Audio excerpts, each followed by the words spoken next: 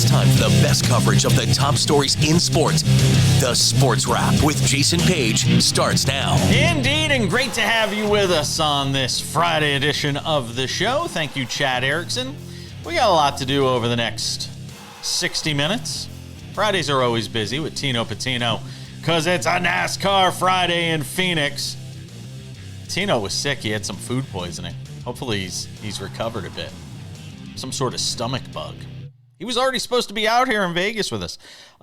So looking forward to chatting with him about this weekend's race, get some thoughts. I want to see I want to get his grade on my Kyle Larson interview too. I want to see what kind of a grade he gives me. If he's smart, he'll give me an A. But, he may not be smart. It's Tino, so we just never know. Robert Littal, Black Sports Online founder Robert Littal will join us on the show as well. Talk about some of the top stories of the week. Sam Yarnell is here. What's the matter, Sam? And that is where we will end the disrespect of the education from Hofstra University, our shared alma mater. Tino Pattigno, sharp as a tack, as we all know. All right, fine. I listen. I got through. I didn't even get through a semester of college, half a semester. So who am I to talk?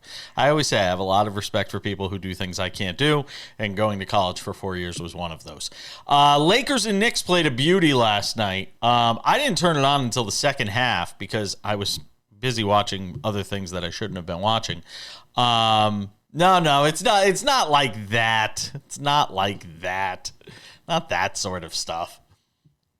Anyway, Knicks and Lakers last night played a beauty. Listen, midway through the fourth quarter, I turned to my husband and I said, Knicks are going to lose this game. There's no way the Knicks don't lose this game because these are the kinds of games the Knicks lose. Against good teams, late game situations. Now, granted, this one was a little different because of the Jalen Brunson injury, and that obviously played a huge factor in why they wound up losing this game. And we'll talk about that in just a second. But two things stood out to me in this game. One, if you're looking for a positive from a Knicks standpoint, is they look better defensively than they've looked for most of the year. Two, the Lakers look better defensively than a lot of us, I think, expected when you consider how good this Knicks offense has been this year. It's been one of the top 2 or 3 offenses in the league this year. The Lakers were able to get stops, and there were times where they really clamped down late in this game.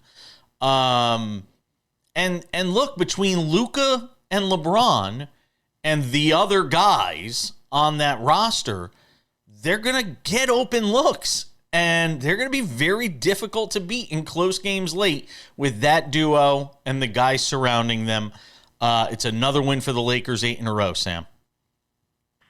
All right, so everyone wants to come out of this matchup and, the 4-letter networks of the world. Sorry, I'm not trying to be Charles Barkley here, but everyone's coming out of this matchup and saying, who's now we saw this, now who's the better team to make a deep playoff run? To me, this was the opposite. Like, the opposite is the narrative that should be perpetuated coming out of this game. I was going into watching this game with the mindset of, all right, loser of this game, definitively not making a deep run in the playoffs, kind of no questions asked. If you're the Lakers and you can't beat the Knicks, oh my gosh, how are you going to make it out of the second round in the Western Conference? And if you're the Knicks and you can't beat the Lakers, don't even think about Cleveland or Boston because you're not even going to come close to the same stratosphere as them. Somehow, as the NBA so often does with these kinds of games, I came out of it believing in both teams less. The Lakers relied on the Jalen Brunson injury to come away with that win. Let's be honest. They don't get the switch on to Cat with Luka to hit the 3 if Jalen Brunson is still in that game and he's a better defender around the perimeter than Cat is for obvious reasons. And quite frankly, from a Knicks perspective, Jason, the Jalen Brunson injury shows you, as it has so many years in a row with this Tom Thibodeau team, why the Knicks are not going to make any sort of run. They have no sort of depth. They cannot rely on anybody when any one of their 8 players goes down. Not even, it's like 6 guys they rely on. Yeah, it's like 7. And And if one of them goes down, they're screwed. Yeah. They're helically wrapped around an inclined plane. So, I cannot get there with either of these teams. I came out of this game last night thinking, wow, neither of these teams are going to make any noise in the playoffs. Yeah, I'm there with the Lakers. I disagree with you on the Lakers. I'm there with the Lakers. I'm convinced the Lakers could come out of the West now. And look, would it be helpful to them if somebody knocks off Oklahoma City before we get to a Western Conference Finals matchup? Absolutely. But if you tell me, do I think this Lakers team, with Luka, who's been to a final, LeBron, who's been to a final and obviously won championships.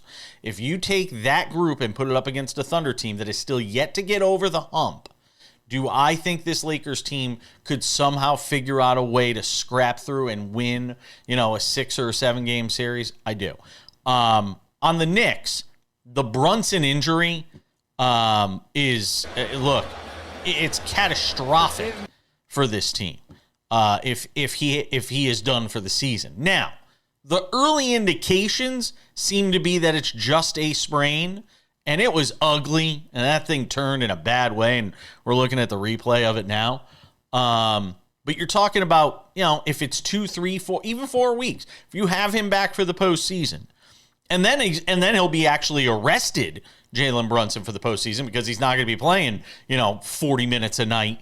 For this Knicks team down the stretch, it might actually wind up being a blessing in disguise, assuming you get him back before the end of the year, Sam.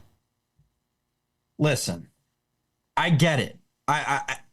With the Knicks, I hear you. By the way, I don't think they're coming out of the East. Right. I just think they can make obviously a deeper run. We know what the Knicks are. They could do the same thing they did last year, right? If I'm not mistaken, they had one of their mainstay players injured shortly before the playoffs, got him back just in time, and obviously Randle. You saw what they did. I understand it with the Knicks, and yes, if everything goes right with Jalen Brunson and the injury's not as bad as maybe we thought it was last night, that's totally in the realm of possibilities. Real quick on the Lakers, because man, everyone's talking about how they're 21-3 in their last 24, 18-3 in their last 21, whatever it was. Look at the teams they beat. You're talking about them beating New Orleans, LA twice, Utah twice, Indiana, LA again, Washington, Charlotte, Philadelphia. Oh no, they lost to Philadelphia. Like what are we doing here with this Lakers team? You put them up against Denver in the playoffs. We've seen that movie before. Ugh.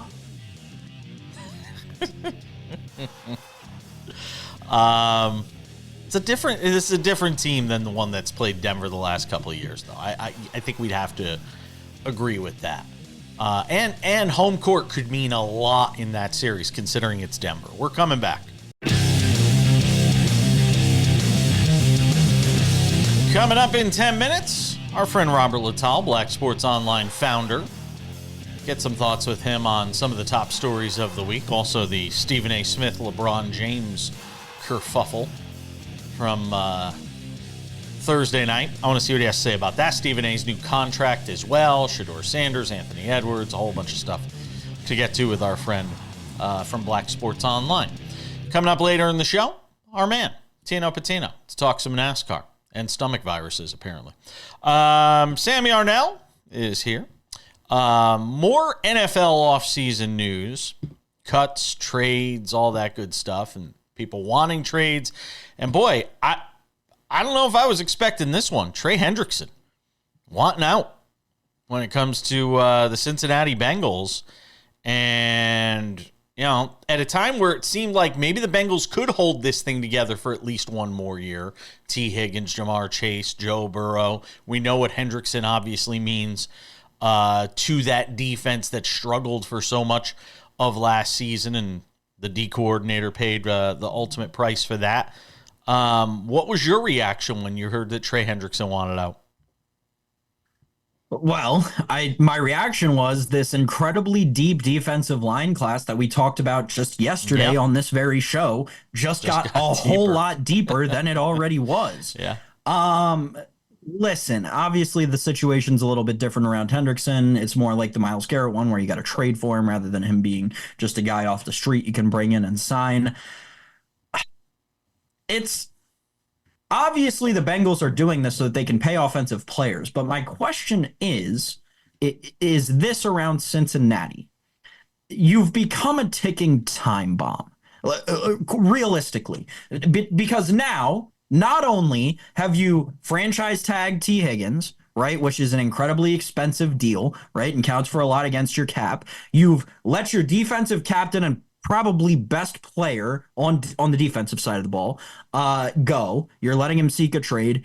And you just got rid of your defensive coordinator who seemed to be like the Mahomes stopper. So the Bengals are very quickly losing their identity, which is high flying offense with a defense that when it's put up against great teams can make stops when it needs to all right, we're going to throw all of our cap into this offense and hope we can figure it out on the defensive side. Listen, in the history of the NFL, that doesn't generally work.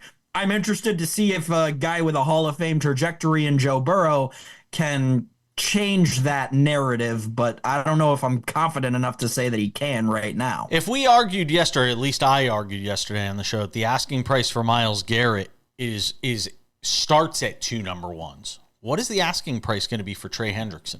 That's what I'd like to know. You know, what are you even going to get for him? Especially when you consider what you said, your bargaining leverage becomes less when you start to realize there's a lot of talented defensive players, some veterans, but guys that on a 1 or 2 year deal are going to fill the breach that teams could go get. Does that bring down the asking price on a Hendrickson?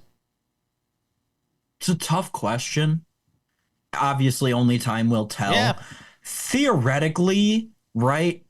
What'd we say yesterday? Myles Garrett's 29, Trey Hendrickson's 30. The asking price is not going to be 2 firsts. Say it is for Myles Garrett. It's not 2 firsts, but it's multiple picks, a lot with a second or a little with a first. Because Trey Hendrickson is an all-pro. Like last year, He was all-pro level. He was like the one shining star on that defense. Yep. And I don't know, man. The Bengals, see, here's where it does become interesting because the Bengals have a chance if they make the right trade to rejuvenate the system that they've become all too familiar with, drafting and developing incredibly talented players at undervalued spots. Yeah, and that is the underrated part of this is the Bengals have drafted pretty well. So, you know, maybe you have confidence then they can go find that next stud rusher. More to say on the NFL after a word from our friends over at Credit Associates. Hey, are you $10,000 or more in credit card debt in over your head trying to make monthly payments? Well, there's a powerful debt relief program the credit card companies don't want you to know about. Overcome the debt trap of multiple credit cards, high payments, and high interest rates that keep you in debt for decades with one affordable low monthly payment. Credit Associates Debt Relief Program can help you do just that and resolve your debt in as little as 24 to 36 months, and that'll save you thousands of dollars and decades in debt. Find out how much you could save. Call 1-800-747-5362. That's 1-800-747-5362, or just scan the QR code below. DJ Metcalf. Looks like the end of his time in Seattle. Why'd you give me that funny look? Because you called him DJ Metcalf? Oh, I'm sorry. I know. Listen. I get it. Yes. I know. It's the West Coast. The West Coast behind the East Coast. We're Metcalf. more awake over by the Atlantic Ocean. DK Metcalf. And by the way, what letter comes after J in the alphabet? K. It's an easy mistake. Yeah, no, sure. 100%. Not to be confused with his teammate, or, well, soon-to-be former teammate, DJ Dallas. Yes. Regardless, listen, the wide receiver market's not going to be... The wide receiver market in free agency and in legal tampering is going to tell you more about the NFL draft than is going to tell you about anything, because there are going to be teams with clear-cut spots for wide receivers in an incredibly deep wide receiver draft that are going to just not do anything, and people are going to be left scratching their heads, and they're going to be about 4 or 5, maybe 6 fan bases out there that are going to be like, what the heck? Why weren't we in on DK Metcalf? We should have paid everything. We're a wide receiver away. Well, when you get Tataroa McMillan, Luther Burden, or somebody else out of this incredibly deep wide receiver class this year, I think you'll be plenty happy. Other notes, Evan Engram being let go by the Jaguars. His time there is finished. The team also dealing Christian Kirk to the Texans, Houston. I believe. Yeah. So Christian Kirk going to the Texans. So we have a move there as well. So the Kirk thing is interesting because if you remember, it was reported earlier this week that the Jaguars were straight up releasing Christian Kirk. And then the Texans swooped in and actually wanted to make a trade for him to not let him hit that free agency market. Tells you a little bit about how aggressive some teams are going to be for free agent wide receivers that are like low-level 2s and 3s this offseason. By the way, the Myles Garrett situation, there's been an update in that. Browns owner Jimmy Haslam recently declining a request to meet with Myles Garrett.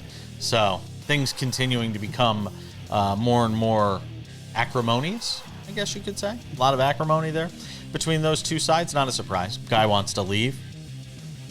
Jimmy Haslam, well, we know his management skills. We're coming back with Robert Littal next. Welcome back to this Friday edition of Sports Wrap. One of my favorite days of the week. Friday, because we get to talk to my good friend Robert Littal. Founder, Black Sports Online. There he is. Look at him. Look at that handsome man. Thank you so much. Yeah, what a very interesting Friday. Yeah, it is. It is. And I was chomping at the bit to talk to you today because I got a whole bunch of things. Some we've talked about this week, some we haven't talked about. So I want to get your perspective on them. So let's start with what happened last night. We didn't talk about it earlier in the show. We talked about the Lakers-Knicks from the game standpoint. There was this scene that took place between LeBron James and Stephen A. Smith, and we only catch sort of the back end of it, the last 7 seconds or so between the two, where LeBron goes up to him. He's clearly talking about Stephen A. Smith from the context of what Stephen A. Smith recently said about Bronny James. And Stephen A. Smith, I will say, and anybody who knows me knows I'm not a big Stephen A. Smith guy. What he said about Bronny wasn't really even per se about Bronny. He mentioned the facts of his stats and how limited he's been and what he's been able to do this year. But it was more about LeBron as the father of Bronny James. But LeBron didn't really take it that way. He comes at Stephen A. Smith on the same night where Stephen A. Smith is being reported to get a new 5-year, $100 million deal, which we'll talk about as well. First of all, what did you think of LeBron approaching him the way he did? And then what Stephen A. Smith said this morning, which if people didn't see it, I actually thought Stephen A. Smith handled it well in terms of what he said on ESPN on Friday morning, where he basically said he was coming at me not as a player, but as a father. And Stephen A. Smith said, look, I kind of understand that. And then he took him to task on the basketball side of it. What did you make of it? Well, I'm a big proponent of journalists and athletes handling these things privately, man to man. I think we've gotten way too far where people just say whatever they want to say behind their computers, behind accounts that don't have any face on them, and just saying all type of crazy things. So I would have been okay if that conversation happened and I had never heard about it, because that's the way that you get some sort of clarification. And if Stephen A. Smith wants to be the $100 million man, he needs to be held accountable at times for the things that he said. And also, if he feels like what he said was fine, he should be able to express that to the person that he is talking about. And I'll be honest with you, like you said, Stephen A., I'm up and down on him, depending on what the topic is. But I feel like, like a lot of people, Bronny is now a professional NBA player. We know the situation about how he has in the league. Stephen A. is not the only person that ever said that about Bronny. He's just the most high profile. But on the other end, I have 3 daughters. And if somebody was on TV talking about my daughters, I probably would step to them as well. So I think this is how you clear the air. I think Stephen A. knows exactly how LeBron feels. LeBron knows how Stephen A. feels. I thought the most important thing that Stephen A. Smith said is something that I preach to young journalism students is that we're not in the business to make friends. We're in the business to report the truth. And that's, was his truth of what he felt about the situation. Can I take you to task on one thing? Take me. Stephen A. is not a journalist. He's not a journalist anymore. You know how I feel about this topic. He is not a journalist anymore. He is a talking head. He's an opinion guy. Some of it's rooted in fact. Some of it's rooted in opinion or perspectives or experiences that he's had in being around the league and professional athletes and sports media. And some of it's even rooted in his journalist days. And I'm not saying there isn't a hint of integrity from a journalistic standpoint that comes with it, but he's not a journalist anymore. He made the decision a long time ago with a show called First Take. Journalists aren't supposed to have takes. So you've automatically thrown out the idea of being a journalist, as far as I'm concerned. Now, that being said, I actually can go after both sides on this. I think LeBron doing it in the setting he did, like you said, and like Stephen A. Smith said, where, look, you can get in touch with me. I ain't hard to find. You can call my agent, you can call me, whatever. Maverick Carter, all those guys, Rich Paul, they all know where to find me. I think Stephen A. Smith is right about that. By the same token, though, if you're Stephen A. Smith and you want to go on TV and screech like a hyena when you get excited about something and you got something to say and you want to act the tough guy on TV, and then LeBron comes and dresses you down and you just stood there and took it. You got slapped around last night by LeBron. Let's be honest about it. And you know what? If you want to go on, that was LeBron's decision. I think, Stephen A. said, I didn't think anybody would notice. LeBron James and Stephen A. Smith at court, and there's 17,000 people at the arena. Somebody was going to notice. Yeah. I mean, if you did that, maybe, the locker room and the tunnel. Yeah. I mean, LeBron, I feel, is the most calculated superstar maybe ever. Everything that he does has intention behind it. Everything he says has intention. I think he did. He tried to big dog him. Yeah. And I don't know if And he did. Not tried. He did. Yeah. So I always think there's a time in anybody's career, somebody's going to try to big dog you. I remember for me, it was Kenyon Martin. I had made fun of his kissy tattoos on his neck. And he came up to me and he said, I should punch you right in the face. Wow. And I said, you got to do it. I said, you got to do what you got to do.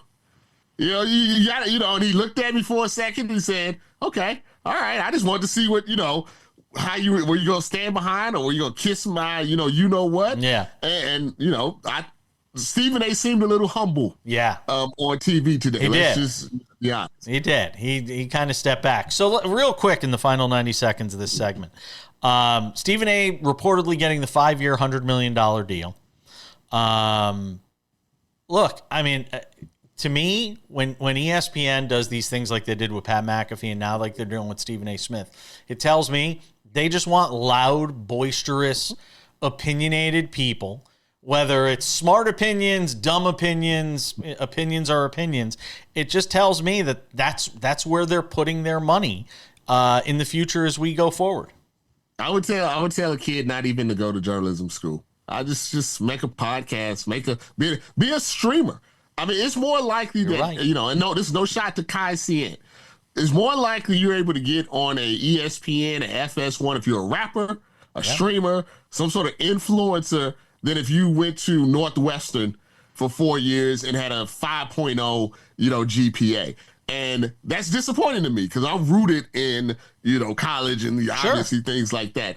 But that's the way. And when you give somebody a 5-year, $100 million contract, that's not changing, anytime, soon. Nope. They are very content to have Stephen A. the way he is. The political stuff is going to make it interesting, though.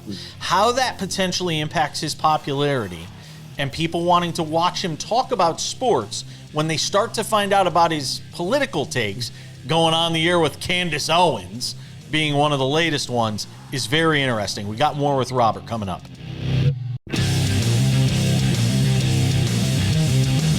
Coming up in 10 minutes, previewing NASCAR this weekend in Phoenix with Tino Pattigno. We'll see what his grade is for me on my Kyle Larson interview from yesterday's show. I'm not a NASCAR guy, but I thought I did all right. Yeah, you did.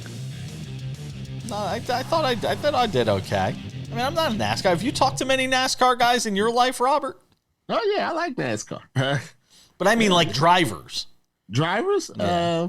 Back in the day, not recently, but I would say like, in the early 2010s. All right. I was all up in the Dale Earnhardt Jr., the Jimmy Johnsons. Yeah. All right. Real quick, before I get to Anthony Edwards and Shedeur Sanders, what did you make of Stephen A. talking with Candace Owens, who, for people who don't know, all I got to tell you is Candace Owens is the female version of Jason Whitlock, and you could pretty much figure it out from there. What did you think of him sort of elevating her platform by appearing on her show? I think he's testing the waters of where he wants to sit politically. I think he's testing the water because, you see him kind of go back and forth with stuff like that, go back and forth with what he says about Trump.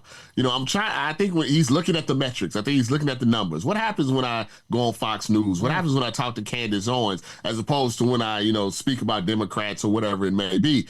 I honestly think he's considering making that run. I don't know if it's actually feasible, but then again, Trump won twice. So I don't put anything past anybody at this point. God, I can't. Anthony Edwards, I need to get your take on this because I was critical of him this week. This whole thing with him saying, he doesn't want to be in the life of his child from this 36-year-old woman that he impregnated and had his kid. And there's this whole child support thing about whether she lives in Georgia or whether she lives in California. I don't really care all that much about that part of it. Yeah, but hearing him say he doesn't want to be in this kid's life other than, send him checks to this woman wherever she winds up living. I got to admit that was kind of disappointing to me as a black man of a certain age. I'm curious to sort of get your take on seeing something like that. Well, it's not surprising. I'll be honest with you. I'm not surprised. I've done enough athlete, child support, secret baby stories to know that this is not something unusual. But unless he doesn't want to be the face. Why he doesn't want to be the face of the NBA? That's exactly what I said. It's exactly what I said. Look, it's very difficult to be the face of the. It's like I would say it's like being the president. Let's say it was like being the president before. You had to be married. You had a couple of kids. There were certain things that you had to be. If you look at LeBron, you look at Steph, you look at Jordan during his career, you look at Magic, you look at Bird. There are certain Tim Duncan, Kobe. Even though they've maybe had their controversies, here and there, they mostly are rooted in family oriented type of things, and he wants to be what he wants to be. He wants to be a NBA version of Future, or an NBA version of Nick Cannon, or however you want to look at it. And I think that's why. I think he doesn't want that attention. I don't have any respect as a person for anyone that doesn't want to be in their kids' life. So I can talk about him as a basketball player, but he's not someone that is. I don't have respect for Tristan Thompson. Anybody that would cheat on a pregnant woman, things like that. I can report on and I can talk to you about basketball about them, but I won't just go out of my way to talk bad about people. But how could you have respect as someone that has kids? And I see my kids every day and they smile at me and I know how much joy they bring to my life. It's really, I can't really, it doesn't formulate in my mind how somebody wouldn't want to be in their kid's life. Shedeur Sanders, you seem to be of the mindset that there is a race component to why he is dropping down draft boards, or his stock seems to be declining. Am I reading that wrong? Not necessarily. Here's the thing. I don't think my research has told me that when these type of situations happen, it doesn't really affect where the kid is going to be drafted. I think I like to separate teams from the media and the sources and the anonymous sources and stuff. I think teams are like, if we think you can play, you're going to be, Jamarcus Russell was the number one pick. Cam Newton had a lot of weird stuff about he's the number one pick. They said C.J. Stroud was dumb. He was the number 2 pick. Bryce Young. Bryce Young. Anthony Richardson. There's a lot of questions about him, number 4 pick. I don't think it affects draft stock, but I do think every single year they do pick a black quarterback for, I don't know if it's ratings, I don't know if it's for engagement or whatever it is, but every year it's always either anonymous or in some cases it's just straight out, where it has nothing to do with on the field. It's just these weird stories about, he's arrogant, or he can't read, or it's always something odd with no real backing about it. And I just feel like it's something that happens every draft season, almost like, clockwork, just for people to have something to talk about on their shows. Do you think he goes before Cam Ward in the draft? No, I think Cam Ward is solid at number one. I mean, if we're just talking about, football, I've watched the tape. I think Shedeur Sanders, and the difference between Cam Ward and Shedeur Sanders is greater than Cam Ward and, say, Jason Dart, or Jackson Dart. I think Cam Ward has established himself as pretty solid number one, and then kind of everybody else, after that. What do you think the best landing spot for Shedeur Sanders would be if you could pick it for him, or if he could pick it himself? If he, sometimes falling is not bad. If he fell and a team like, say, the Steelers moved up in the draft, something like that, I think the Raiders with Tom Brady and an established coach like Pete Carroll would be good. Anything like Cleveland or the Giants, I think that's a disaster, waiting to happen.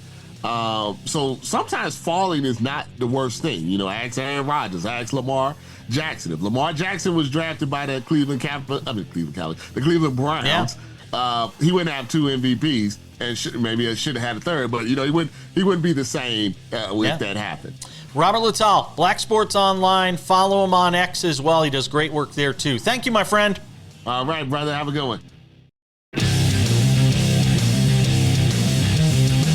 Odds and Ends wraps it up in about 10 minutes on the show. A baseball edition of Odds and Ends. Sam will rejoin us for that as well. But let's talk some cars. There he is. Tino Pattigno is here, ladies and gentlemen. He's fighting through it. He's a bit under the weather. I was hoping he'd actually be out here with me already for next week's race, but he's not feeling well. But Tino will be out here next week. Hopefully we can get him on set next week and show you to him here in the confines of Studio J. All right, bunch of stuff I want to get to with you. First of all, I got to get the opinion of a NASCAR guy. You saw my interview with Kyle Larson. I couldn't. Now, in all fairness, I want to say Tino actually helped prep me for that interview, because as much as I'm learning about NASCAR and getting caught up on everything NASCAR, I do not know nearly as much as Tino does. But I'm picking it up as quick as I can. So Tino had helped me. He's like, here's a few questions, some suggested questions. Well, I wound up having to use the phone as opposed to a camera I had because we were missing a camera connection. So I had to use the phone that had the questions on it. So I didn't have the questions in front of me. So I had to just wing it myself. So from a NASCAR guy's perspective, how did I handle myself with Kyle Larson? Other than making fun of the fact that he's really small. Yeah, well, that's what I was going to lead off with. You could be a NASCAR driver height-wise. No, I thought you did a great job.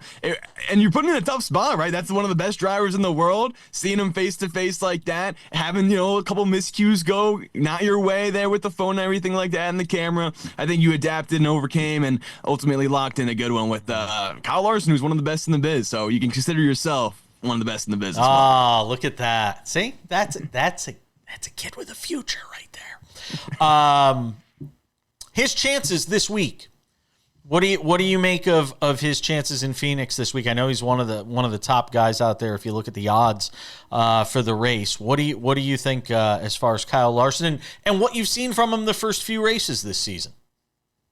Well, we haven't been able to judge Larson's season too much because of its three races in, right? Super Speedway and Daytona, although he almost won in Atlanta, so that was progress there from a Super Speedway standpoint. And then at COTA, it's not one of his best tracks. So to me, Larson's season is still yet to be defined, and I think Phoenix is a great starting point for us to really, take shape about what that is going to be. And I think he has a great shot to win this weekend at Phoenix. Here's why. They have two tires that are going to be coming into play. The less grip, longer lasting yellow tire, and then the option tire, more grip, faster wearing, will be coated in the red Goodyears on the side. I think this will help Kyle Larson because whenever he has more grip and faster wearing, he's a driver able to take care of his tires a lot longer and better than other drivers in the field. We've seen Denny Hamlin excel on that in the Bristol race where it was a lot of tire wear, and we were talking about that. It was a great race we saw last year. Ryan Blaney's another driver that stands out to my mind that when you put these drivers in situations about how to manage their equipment to last longer towards the end, and you're also giving them the benefit of more grip at a certain point. Kyle Larson's the first one that stands out to me, that he is able to sort of handle his car the best and get the most out of it throughout the long course of a race. What do you make of Christopher Bell through what we've seen? We talked about it a bit on Monday. How do you like him on this track? He is the favorite this week.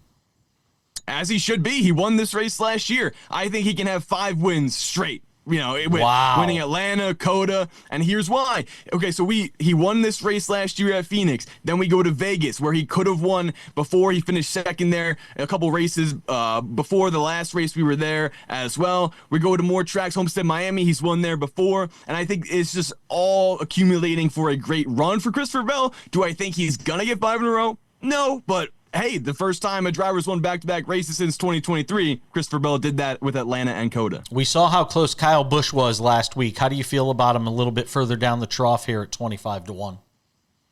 I think he's someone to keep an eye on, right?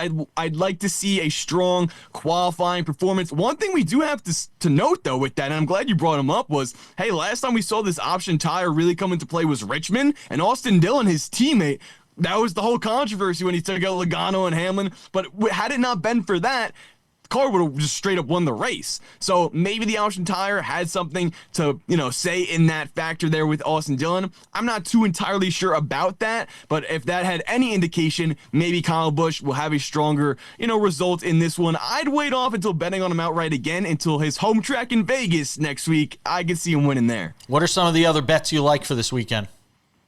Well, Ryan Blaney, I alluded to him earlier on, and he's got a 2.8 average finish at this track in the next-gen era, including 7 straight top 5 finishes. Now, Jason, how many of those 7 straight top 5s do you think were wins? 0. Yep, you're locked into the NASCAR world, and that's exactly right. He has like 4 or 5 second places. He lost the championship at this track to Joey Logano the last time we were here. I think he's looking for revenge. He's always a guy that can get redemption. He is one of the favorites, but rightfully so. With a track record like that at Phoenix, I'd wait after practice and qualifying. Maybe he starts outside the top 10, and we can see him continue on moving forward. And we need to allude, or at least mention, the Toyotas. Denny Hamlin, Tyler Reddick, Christopher Bell led 60% of this race last year. I think all 3 of those drivers have a strong shot to win it. Keep an eye on Chase Briscoe as well. They just won their appeal. They were hit with a massive penalty by NASCAR after they did a 500. Modifications to the car. They actually won that, so they get all their points back, and now I think it really sets in for some good positive momentum for him to potentially win at Phoenix, as he's done in 2022. I saw that news on the appeal in the final 20 seconds or so here. How rare is it for somebody to win one of those appeals? Very rare. Normally, it's whatever NASCAR says is the case, so I was very surprised to see him win it. Great for that team, because I feel like they were put in a really tough spot after the penalties and everything like that was put on them. Bubba Wallace has been getting stage points. Will he get anything more than that this weekend? He can get a top 10 for sure in Phoenix. All right. It's Tino Pattigno. Feel better, man. Take those Tums. My mom always said, growing up, my mom always said everything was Pepto-Bismol. You got a headache? Pepto-Bismol. You got a stomachache? Pepto-Bismol. Just take Pepto. It'll all be better. Love you, Mom. That and some NASCAR. I'll be locked in. All right. We'll see you out here next week.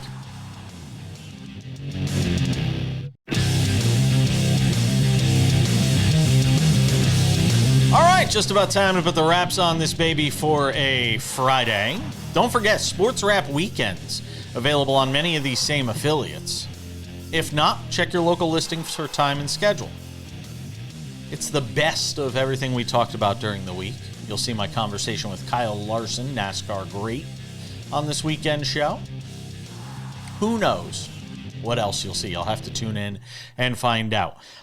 Sports Wrap with Jason Page, the podcast version of the show, available on all your favorite podcasting platforms. That includes Spotify, Apple Podcasts, YouTube Podcasts, iHeartRadio, TuneIn, Odyssey, Amazon Podcasts. Wherever you get anything with a podcast, we are there.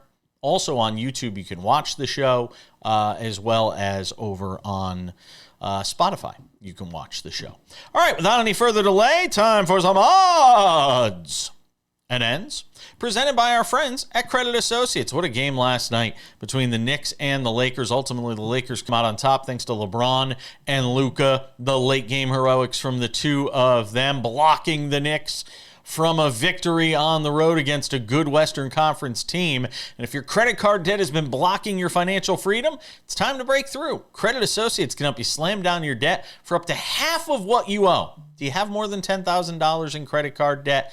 Then listen to me. It's the kind of move you want to see in your financial game.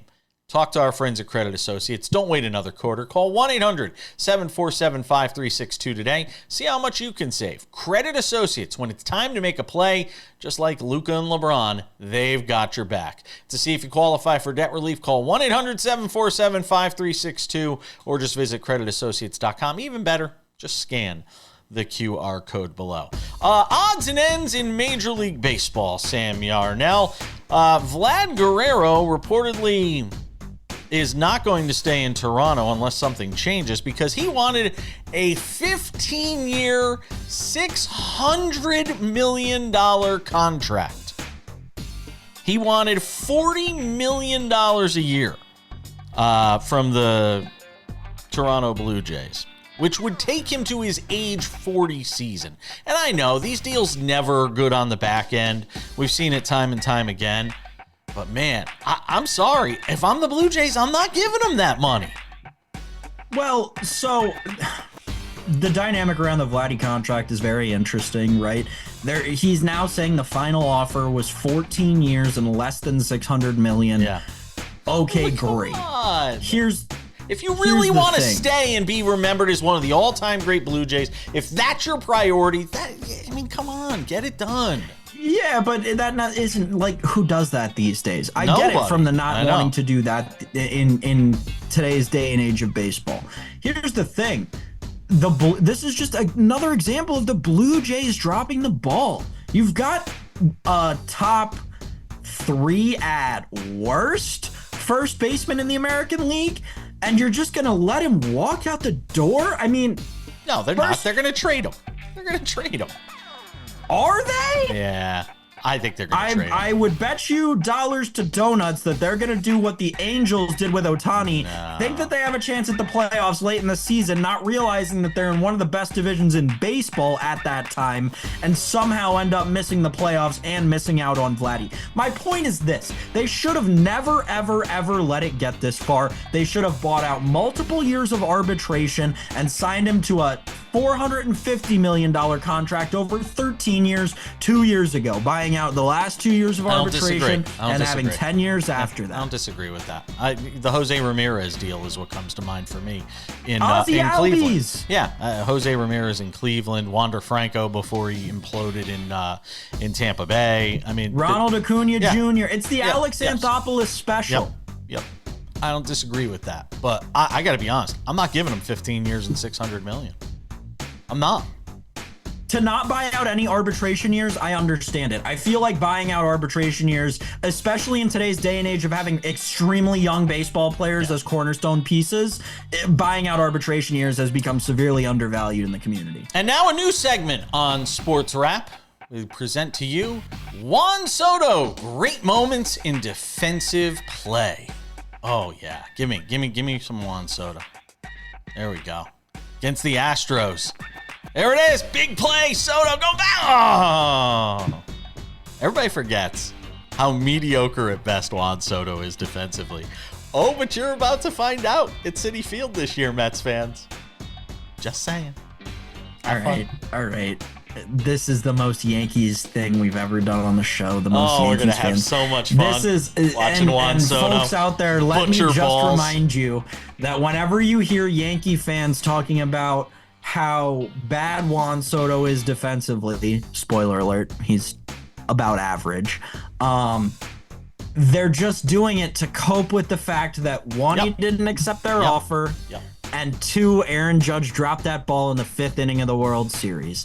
That's all it is. It's as simple as that, and we can just move on. And Aaron Judge, by the way, 10 times the defensive player Juan Soto is defensively.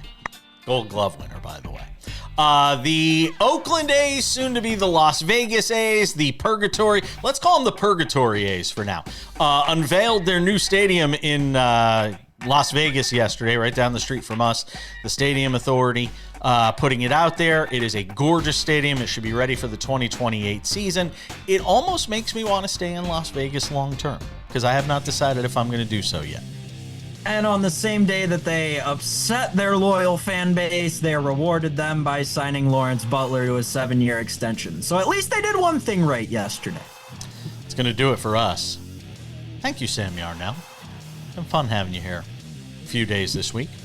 Thank you to Tino Pattigno, Robert Littal, you for watching. Sports Wrap Weekends, don't forget about that.